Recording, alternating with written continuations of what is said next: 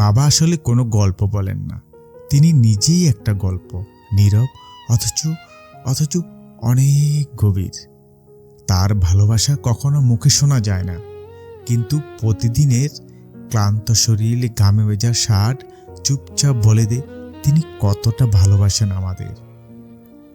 তিনি সামনে থেকে আমাদের আদর করেন না, কিন্তু পেছন থেকে সব ঠিক করে দেন, কোনো বিপদ কোনোভাবে যেন আমাদের ছুঁতে না পারে।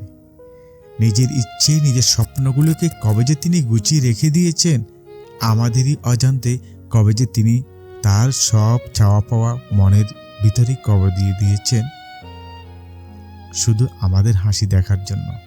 তা হয়তো আমরা অনেকেই বুঝি না, আর বুঝলেও সেটা অনেক দেরিতে। বাবা সেই মানুষ যিনি কখনো হার মানেন না, শুধু যাতে আমরা হেরে না যাই। তাই বাবার কথা গল্পে বা লিখে শেষ করা যায় না, এটা শুধু অনুভব করতে হয় হৃদয়ে, একদম গভীর থেকে, হৃদয় দিয়ে।